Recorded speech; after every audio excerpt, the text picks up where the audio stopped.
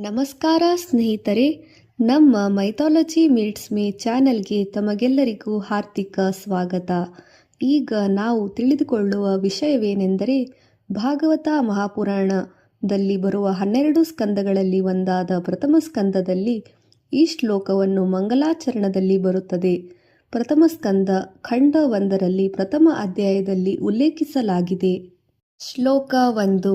ಸಚ್ಚಿದಾನಂದರೂಪಾಯ ವಿಶ್ವೋತ್ಪತ್ತ್ಯಾದಿಹೇತವೇ ತಾಪತ್ರಯ ವಿನಾಶಾಯ ಶ್ರೀಕೃಷ್ಣಾಯ ವಯಂ ನಮಃ. ಸಚ್ಚಿದಾನಂದದ ಅರ್ಥ ಸತ್, ಸತ್ಯ ಎಂದರೆ ಶಾಶ್ವತ ಅಸ್ತಿತ್ವ, ಚಿತ್ತ ಎಂದರೆ ಜ್ಞಾನ ಮತ್ತು ಪ್ರಜ್ಞೆ ಚೇತನ, ಆನಂದ ಎಂದರೆ ಶಾಶ್ವತ ಸುಖ ಪರಮಾನಂದ.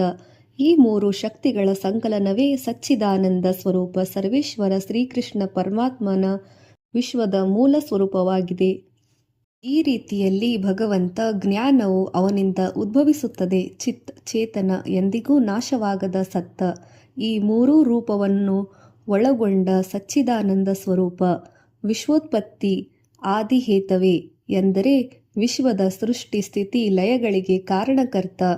ತಾಪತ್ರಯ ವಿನಾಶಾಯ ನಿವಾರಣೆ 3 ವಿಧದ ದುಃಖಗಳನ್ನು ಏನೆಂದರೆ ಅದು ಆಧ್ಯಾತ್ಮಿಕ, ಆದಿಭೌತಿಕ ಮತ್ತು ಆದಿದೈವಿಕ.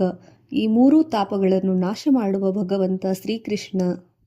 ಮತ್ತೊಂದು ರೀತಿಯಲ್ಲಿ ಭಾವಾರ್ಥ ಸಚ್ಚಿದಾನಂದ ರೂಪಾಯ ವಿಶ್ವೋತ್ಪತ್ತ್ಯಾದಿಹೇತವೇ ತಾಪತ್ರಯ ವಿನಾಶಾಯ ಶ್ರೀಕೃಷ್ಣಾಯ ವಯಂ ನಮಃ. ಈ ಶ್ಲೋಕದ ಕನ್ನಡದಲ್ಲಿನ ಭಾವಾರ್ಥ ಶಾಶ್ವತ ಅಸ್ತಿತ್ವ, ಜ್ಞಾನ ಮತ್ತು ಪರಮಾನಂದ ಸ್ವರೂಪನಾದ ಈ ವಿಶ್ವದ ಸೃಷ್ಟಿ ಸ್ಥಿತಿ ಮತ್ತು ಲಯದ ಮೂಲನಾದ ಮನುಷ್ಯರನ್ನು 3 ವಿಧದ ಕಷ್ಟಗಳಿಂದ ಮುಕ್ತಗೊಳಿಸುವ ಶಾಶ್ವತ ಆನಂದ ಸ್ವರೂಪ ಸಚ್ಚಿದಾನಂದ ಶ್ರೀಕೃಷ್ಣನಿಗೆ ನನ್ನ ನಮಸ್ಕಾರಗಳು. ಸಚ್ಚಿದಾನಂದದ ಭಾವಾರ್ಥ ಸತ್ ಶಾಶ್ವತ ಅಸ್ತಿತ್ವ. ಸತ್ ಎಂದರೆ ಎಂದಿಗೂ ನಾಶವಾಗದ ಅಸ್ತಿತ್ವ. ಯಾವುದೇ ವಸ್ತುಗಳು ಕಾಲಕ್ರಮೇಣ ನಾಶವಾಗುತ್ತದೆ, ಆದರೆ ಪರಮಾತ್ಮನು ಮಾತ್ರ ಅವಿನಾಶಿ, ಶಾಶ್ವತ ಆನಂದ ಸ್ವರೂಪ. ಅವನೇ ಎಲ್ಲದರಲ್ಲಿಯೂ ಅಸ್ತಿತ್ವ ಹೊಂದಿರುವ ಸತ್ಯ ಸ್ವರೂಪ ಭಗವಂತ. ಭಾಗವತ ತತ್ವ ಪ್ರಕಾರ ಬ್ರಹ್ಮಾಂಡವು ಉಂಟಾಗುವುದಕ್ಕೂ ಮುಂಚೆ ಮತ್ತು ನಂತರವೂ ಉಳಿಯುವ ಶಕ್ತಿ ಮಾತ್ರ ಪರಮಾತ್ಮನ ಅಸ್ತಿತ್ವವೇ. ಚಿತ್ ಜ್ಞಾನ ಸ್ವರೂಪ. ಚಿತ್ತ ಎಂದರೆ ಚೇತನ ಅಥವಾ ಜ್ಞಾನ. ಪರಮಾತ್ಮನು ಅಜ್ಞಾನದಿಂದ ಮುಕ್ತನಾದವನು. ಅವನಿಗೆ ಅಜ್ಞಾನವು ಇರುವುದಿಲ್ಲ. ಸರ್ವಜ್ಞನಾದ ಸ್ವರೂಪ ಅವನದು. ಅವನಿಂದ ಬ್ರಹ್ಮನಿಗೆ ಜ್ಞಾನ ಪ್ರೇರಿತವಾಯಿತು. ಅದರಿಂದಲೇ ಸೃಷ್ಟಿ ಸ್ಥಿತಿ ಲಯ ಕಾರ್ಯ ಆರಂಭವಾಯಿತು. ಆದ್ದರಿಂದಲೇ ಪರಮಾತ್ಮನು ಜ್ಞಾನನಿಧಿ, ಎಲ್ಲ ರೀತಿಯ ಬುದ್ಧಿಯ ಕಣಜ ಮೂಲ, ಸರ್ವವ್ಯಾಪಿ, ಸರ್ವೇಶ್ವರ, ಸಕಲ ಚರಾಚರ ಸ್ವರೂಪಿಯಾಗಿ, ಸತ್ಯಸ್ವರೂಪನಾಗಿ, ಸರ್ವಸಮರ್ಥನಾಗಿ, ಸರ್ವಾಂತರ್ಯಾಮಿಯಾಗಿ, ಅಂತರ್ಯಾಮಿ, ಎಲ್ಲರ ಒಳ ಹೊರಗೆ ಇರುವವನು, ಸರ್ವವ್ಯಾಪಿ, ಎಲ್ಲೆಡೆಯೂ ಇರುವವನು. ಆನಂದ ಪರಮಾನಂದ. ಆನಂದ ಎಂದರೆ ಶಾಶ್ವತ ಸುಖ, ಪರಮಾತ್ಮನಲ್ಲಿ ಮಾತ್ರ ಇರುವುದು. ಪರಮಾತ್ಮನ ಅಸ್ತಿತ್ವ ಸ್ವಭಾವವೇ ಆನಂದ. ಅವನಲ್ಲಿ ದುಃಖ, ಭಯ, ಹಾನಿ, ನಾಶ ಇವುಗಳಿಲ್ಲ. ಅವನ ಧ್ಯಾನ ಮಾಡಿದವರಿಗೆ ಆ ಶಾಶ್ವತ ಪರಮಾನಂದ ಅನುಭವ ಉಂಟಾಗುತ್ತದೆ. ವಿಶ್ವೋತ್ಪತ್ತ್ಯಾದಿ ಹೇತವೇ ಎಂದರೆ ಸೃಷ್ಟಿಯ ಮೂಲನ ಪರಮಾತ್ಮ. ಪರಮಾತ್ಮನಿಂದಲೇ ಈ ವಿಶ್ವದ ಉತ್ಪತ್ತಿ, ಸೃಷ್ಟಿ, ಸ್ಥಿತಿ ಮತ್ತು ಲಯ ನಡೆಯುತ್ತದೆ. ಅವನು ಎಲ್ಲ ಕಾರ್ಯಗಳಿಗೆ ಕಾರಣಕರ್ತ, ಆದರೆ ನಿರಾಕಾರ, ನಿರ್ವಿಕಾರ, ನಿಷ್ಕಾಮ. ಅವನು ಸೃಷ್ಟಿಯೊಳಗಿಲ್ಲದಿದ್ದರೂ ಸೃಷ್ಟಿಯು ಅವನಲ್ಲಿದೆ. ಸೃಷ್ಟಿಯು ಅವನಲ್ಲಿ ವಿಲೀನವಾಗಿರುವಂತೂ ತೋರುತ್ತದೆ. ತಾಪತ್ರಯ ವಿನಾಶಾಯ ದುಃಖಗಳ ನಿವಾರಣೆ ಎಂದರೆ ತಾಪತ್ರಯ ಎಂಬುದು ಮನುಷ್ಯನ ಜೀವನದಲ್ಲಿ ಸಾಮಾನ್ಯವಾಗಿ ಬರುವ 3 ಪ್ರಕಾರದ ಕಷ್ಟಗಳನ್ನು ಸೂಚಿಸುತ್ತದೆ. 1ನೆಯದು ಆಧ್ಯಾತ್ಮಿಕ ತಾಪ. ಮನಸ್ಸಿನ ಕಳವಳ, ದುಗುಡು, ಭಯ, ಅಶಾಂತಿ, ದೇಹದ ಬಾಹ್ಯಿಕ ಮನಸ್ಸಿನ ಕಷ್ಟಗಳು. ಆದಿಭೌತಿಕ ತಾಪ.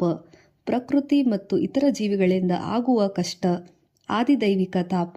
ದೈವಿಕ ಕಾರಣಗಳಿಂದ, ಕರ್ಮಫಲಗಳಿಂದ ಅಥವಾ ವಿಧಿಯಿಂದ ಬರುವ ಕಷ್ಟಗಳು. ಈ 3 ತಾಪಗಳಿಂದ ಮನುಷ್ಯನನ್ನು ಮುಕ್ತಗೊಳಿಸುವ ಶಕ್ತಿ ಕೇವಲ ಪರಮಾತ್ಮನಲ್ಲಿದೆ.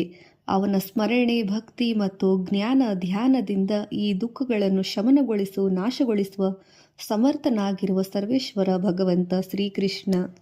ಶ್ರೀಕೃಷ್ಣಾಯ ವಯಂ ನಮಃ. ಪರಮಾತ್ಮನಿಗೆ, ಶ್ರೀಕೃಷ್ಣ ಸ್ವರೂಪನಿಗೆ ನನ್ನ ನಮಸ್ಕಾರಗಳು.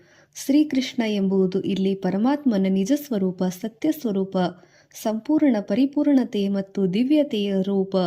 ಭಕ್ತರು ಈ ಶ್ಲೋಕವನ್ನು ಪಠಿಸುವಾಗ ತನ್ನ ಮನಸ್ಸು ಮತ್ತು ಹೃದಯವನ್ನು ಈ ಶಾಶ್ವತ ಸತ್ಯ ಸ್ವರೂಪದ ಕಡೆಗೆ ತಿರುಗಿಸುತ್ತಾರೆ. ಅದು ಧ್ಯಾನದ ಪ್ರಾರಂಭಿಕ ಹಾದಿ. ಅದು ಭಗವಂತನ ಹತ್ತಿರ ಹೋಗುವ ಮಾರ್ಗವಾಗಿದೆ. ಈ ಶ್ಲೋಕದ ಆಧ್ಯಾತ್ಮಿಕ ತಾತ್ಪರ್ಯ. ಈ ಶ್ಲೋಕವು ಮನುಷ್ಯನಿಗೆ ತಿಳಿಸುತ್ತದೆ, ಜಗತ್ತಿನಲ್ಲಿ ನಾಶವಾಗದ ಅಸ್ತಿತ್ವ, ನಿತ್ಯ ನಿಜವಾದ ಜ್ಞಾನ ಮತ್ತು ಶಾಶ್ವತ ಸುಖ ಕೇವಲ ಪರಮಾತ್ಮನಲ್ಲಿದೆ.